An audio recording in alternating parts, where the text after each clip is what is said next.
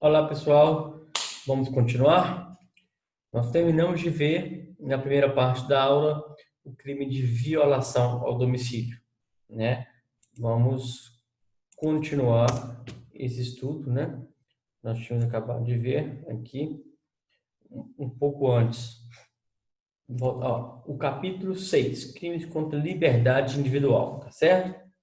A seção 1, contra a liberdade pessoal, nós já estudamos constrangimento ilegal, ameaça, sequestro de cárcere privado, redução à condição análoga à de escravo e tráfico de pessoas, ok?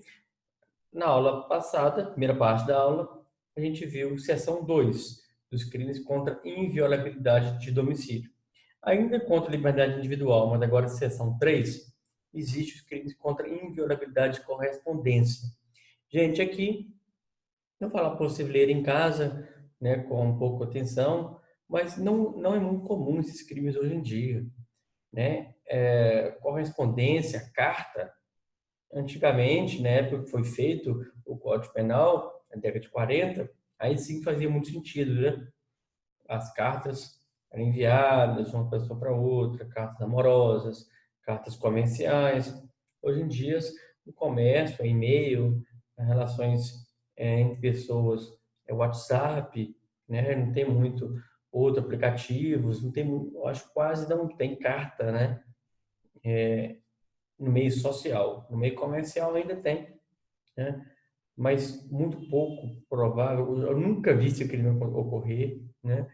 Por exemplo, violação de correspondência, devassar indevidamente o conteúdo de correspondência fechada dirigida a outrem, tá certo?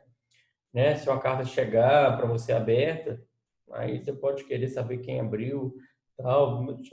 Provavelmente foi sem querer, alguma coisa aconteceu. Agora, se alguém devassou sua carta com dolo, né?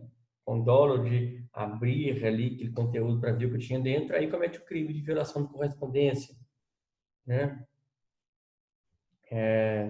Aí agora sonega ou dizia, destrói correspondência alheia, mesma coisa, na mesma pena incorre que aí se aposta indevidamente de correspondência alheia, embora não fechada, e no todo ou em parte a sonega ou destrói. Certo? Aí nesse sentido, são dois crimes aqui.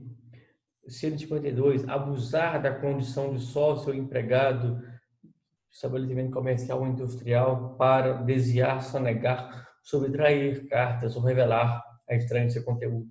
Você trabalha numa empresa, no escritório de alguém, aí você aproveita essa condição para ler o conteúdo daquela carta e contar para os outros que estavam ali. Tá certo? Pena de 3 meses a 2 anos. Não são muito comuns, tá certo? Aí na seção 4 dos crimes contra inviolabilidade dos segredos. Agora falando de segredos, olha só que também interessante. Como o mundo mudou, né? 153.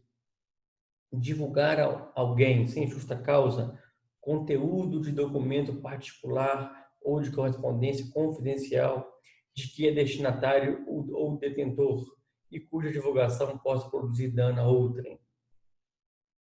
Aí tem um mais recente, em 2000.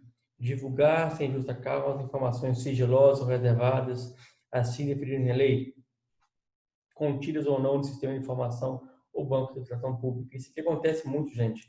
A gente que é funcionário público, quem é funcionário público aqui está me assistindo vai saber disso. Alguns documentos, eles circulam com o título, com a classificação, né, de reservado ou sigiloso. Tá? Reservado é um grau acima do reservado. Sigiloso é mais secreto ainda, né? Então, esses documentos que circulam, você não pode, né, divulgar informações sob pena de crime, foi incluído em 2000.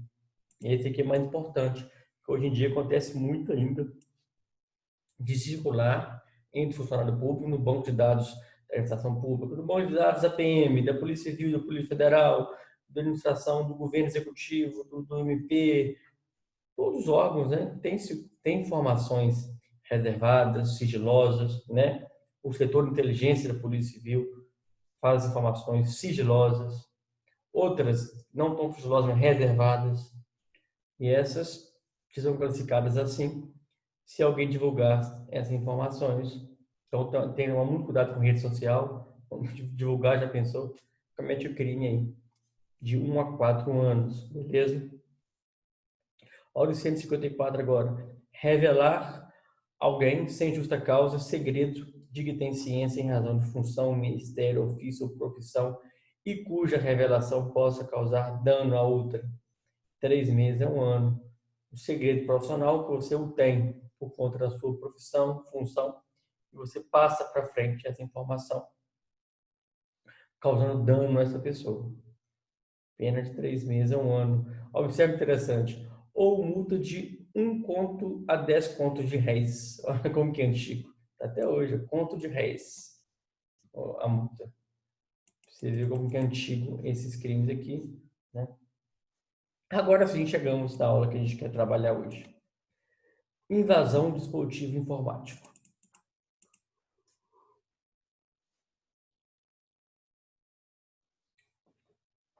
Gente, esse crime foi incluído no Código Penal agora em 2012 pela lei, anotem agora, eu quero que vocês anotem no caderno. Lei 12.737. É a conhecida Lei Carolina Dickmann. Existe Lei Maria da Penha no Brasil, lei com tudo quanto é nome, né? Essa aqui é a Lei Carolina Dickmann, aquela atriz da Globo, né? Carolina Dickmann. Por quê? Não sei se vocês vão lembrar, eu lembro muito bem disso, dessa confusão que foi. Passaram a circular fotos dela, fotos nuas delas na internet, né? Fotos vazaram do celular dela. Ela foi na polícia, registrou ocorrência. A Polícia Civil do Rio de Janeiro apurou que foram 5 homens, né, que conseguiram invadir o dispositivo dela, o celular dela, e pegaram, então, essas 36 fotos e publicaram para todo lado. Fotos dela nua, fotos dela no vaso sanitário, né? E esses homens foram, então, indiciados por crime de difamação, por crime de extorsão. Eles pediram, parece, então, que pediram dinheiro em troca para não... Pediram dinheiro para não circular as fotos, né? Pediram dinheiro, tipo resgate das fotos. Mas não foram condenados, nem indiciados, nem condenados por nenhum crime específico por ter invadido o celular dela. Né? Por que não? Porque não existia no Brasil nenhum crime que pudesse punir essa conduta, tá certo? Aí começou, e isso acelerou então no Congresso, já existiam lá vários projetos de leis para tratar de crimes cibernéticos, e essa questão da Carolina Dickmann, que deu grande repercussão, acelerou essa discussão, e foi então promulgada essa lei 12.337, que incluiu todo esse artigo aqui do Código Penal e mais um outro artigo lá na frente, na falsificação do documento particular, que a gente vai estudar no período que vem, né? Que vai incluir também a falsificação do cartão de crédito. Mas, enfim, o que eu quero que você saiba é o seguinte: quando a gente fala em crimes cibernéticos, eu quero que vocês anotem no caderno agora, a gente tem os crimes cibernéticos próprios e os crimes cibernéticos impróprios, tá certo? Quais são os impróprios? É a grande maioria deles. São aqueles crimes que não necessariamente dependem da internet para serem cometidos. Escrevam aí. Crimes cibernéticos impróprios. São aqueles que não dependem exclusivamente dos computadores, da informática, da telecomunicação e do sistema de internet para que o crime seja cometido. Ele pode também ser cometido pela internet. Por exemplo, difamação, injúria e calúnia. Já estudamos esses 3 crimes algumas aulas passadas. Falei com vocês, quando estudamos esses crimes, que esses crimes hoje são cometidos, na maioria das vezes, através de quê? Redes sociais, não é? Através da internet. Não é isso? O crime de difamação, injúria e calúnia sempre existiu. Agora, quando é cometido pela internet, ele é classificado como crime cibernético impróprio, tá? Muita gente bate na tecla que deveria haver um código cibernético no país, um código específico para tratar do crime cibernético. E é o que eu defendo, é o que eu penso. Existe um bem jurídico próprio, chamado informática, chamado TIC, Tecnologia da Informação. Existe uns bens jurídicos muito específicos aqui, que são, nesse caso específico do Renan Dickmann, não, observe, não existia nada para punir a conduta desses 5 homens, e especificamente por terem invadido o computador. Quando um crime de hacker, o hacker invade o seu computador, hacktivismo chama, é um crime e que o bem jurídico que o Código Penal precisa proteger é o sistema de informação. Existe vários comportamentos que não podem ser protegidos de forma imprópria, né? Lá na Espanha chama de réplica. Não consigo proteger em réplica, né? Por exemplo, esse caso do Renan Dickmann, os caras foram indiciados por, eu falei com vocês, deixa eu ver aqui, por crime de extorsão, difamação e furto. Colocaram os caras para responder por furto de fotos, né? Fizeram um malabarismo aí para tentar. Então, a maioria dos crimes, na verdade, dá sim para você fazer essa réplica através de crimes cibernéticos impróprios. Por exemplo, invadi seu computador e danifiquei. Então, responde pelo crime de dano, artigo 163. Invadi seu computador, então furtei as fotos. Aí furto, tá vendo? Estelionato, gente. Estelionato é o crime que mais ocorre hoje pelas redes sociais. Então, você pode pensar também crime cibernético próprio, se o cara usou as redes sociais, usou a internet para te ludibriar. Também, então, você consegue punir essa pessoa através de crimes já existentes. O que eu quero dizer para vocês é que grande parte da doutrina acredita que não é necessário um código novo, um regramento especial novo, um diploma novo para tratar de crimes cibernéticos, porque os crimes que estão aí no Código Penal da década de 40 dão conta de punir, de proteger todas as condutas. Tá certo? Eu acho que não. Estou dando vários exemplos para vocês que sim, que dão conta. Por exemplo, dano, estelionato, extorsão, difamação, injúria, quando divulga essas fotos, né? A gente coloca sempre na injúria, difamação. Vou ver o que mais. Estelionato, já falei, extorsão, furto, dano, né? A maioria dá. Mas fica uma porrada de fora ainda. A gente tem que pensar que a rede de computadores é um bem jurídico por si próprio. A gente não protege a vida, no artigo 121 para frente, a gente não protege o bem jurídico patrimônio, bem jurídico honra. Existe sim um novo bem jurídico a ser protegido. O direito penal brasileiro está um pouco atrasado nisso, e é nisso que eu bato nessa tecla. Está atrasado porque há um novo bem jurídico que merece uma atenção especial, e não de forma imprópria, e não de forma de réplica.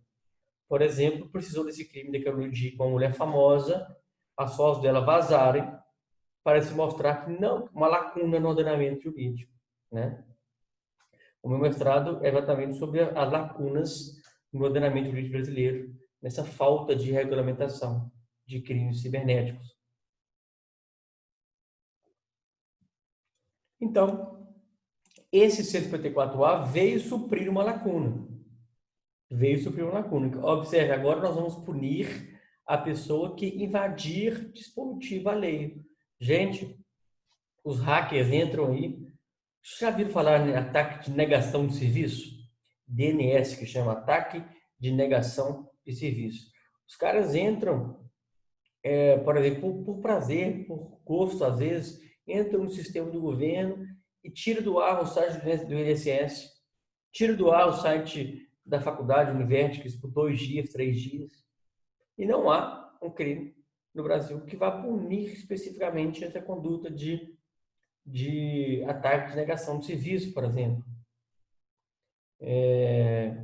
Aí vai tentar fazer esse enquadramento em outros crimes que já existem, vai falar que houve dano, tá? Não sei, mas eu acho que a minha tese é que a informática hoje, gente, ela tem uma importância tão grande. A vida das pessoas estão na informática. A vida de uma empresa, de uma indústria, o comércio, tudo hoje depende de computadores. Computadores é um bem jurídico em si. A rede mundial de computadores é uma rede a ser protegida. Tá certo? Um cara entra no computador, brinca com tudo que eu tenho lá, né? Vamos ver o artigo 154A. Invadir dispositivo informático alheio. Ufa, criou um crime para isso. Conectado ou não à rede de computadores, mediante violação indevida de mecanismo de segurança e com fim de obter, adulterar ou destruir dados ou informações sem autorização expressa ou tácita do titular do dispositivo, ou instalar vulnerabilidades para obter vantagem ilícita. Tá certo? Pena de 3 meses a 1 ano, uma peninha bem pequena também, né? Então, aqui nós temos um crime cibernético próprio, até que enfim, tá certo? É um exemplo desse. Depois nós vamos ter também lá no artigo 218C do Estatuto do ECA, não, do Código Penal, do 218C, quer ver? Que é também um crime cibernético próprio, que foi incluído. Olha aqui, mais um crime cibernético próprio, para falar que o Brasil não tem nenhum, ó, saiu. Nós temos alguns aí esparsos. Sim. Olha aqui.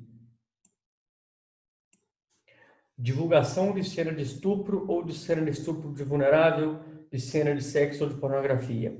Oferecer, trocar, disponibilizar, transmitir, vender, por qualquer meio, sistema informático ou telemática, fotografia, vídeo, que contenha cena de estupro de vulnerável, ou que faça apologia ou indústria prática, ou sem consentimento da vítima, cena de sexo, nudez ou pornografia.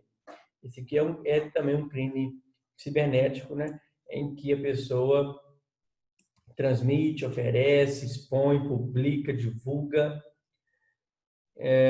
cenas de sexo sem o consentimento da pessoa, tá certo?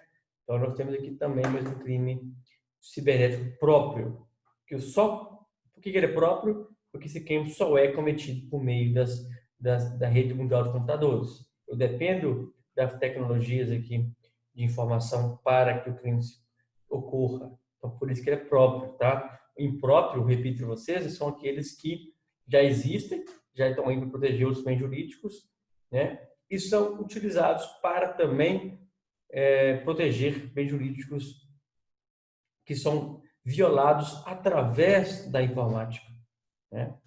Então, nós temos também esse crime aqui para vocês tomarem ciência. Mas, voltando ao que estamos estudando hoje, aquele ali para o período que vem, na mesma pena incorre quem produz, oferece, distribui, vende ou difunde dispositivo ou programa de computador, né, que vai permitir essa invasão. Aumenta a pena de 1/6 a 1/3 se na invasão resulta prejuízo econômico, no caso de aumento de pena. Se da invasão resultar a obtenção de conteúdo de comunicações privadas, segredos comerciais, industriais, a pena vai ser de 6 meses a 2 anos. Aquele artigo anterior que a gente passou aqui, de divulgar segredo, né, industrial, comercial, que antigamente era por carta, hoje em dia não tem isso mais, então tem isso aqui agora, né? Se quando você invade o computador para conseguir segredos, a pena é um pouquinho mais alta. Observe também que a pena é muito pequena, né, gente? Estão vendo que coisa irrisória? Pena de 3 meses a 1 ano, demora tanto para fazer.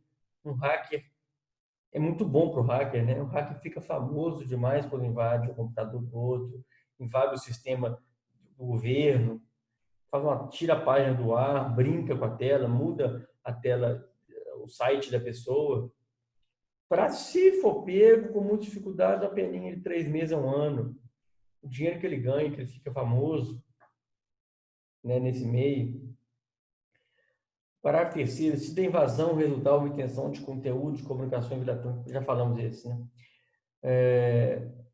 Parágrafo 5º, aumenta-se a pena de 1/3 à metade se o crime for contra presidente da República, presidente do Supremo, presidente da Câmara dos Deputados, Senado, da Câmara Legislativa, dirigente máximo da administração direta e indireta federal. É uma lei muito singela, tá vendo? Aí vai aumentar a pena se for ainda...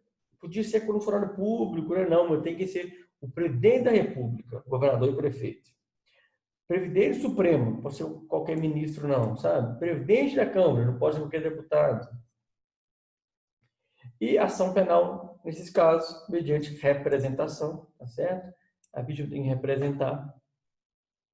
Salvo se o crime é cometido contra a administração pública direta e indireta, de qualquer dos poderes, que aí vai ser incondicionada, né? Então, observem que esse crime aqui foi o primeiro crime no Brasil a trazer um crime cibernético próprio. O que é crime cibernético próprio? É aquele crime em que o bem jurídico violado é um computador, um sistema de informática, né, uma rede mundial de computadores. Tá certo?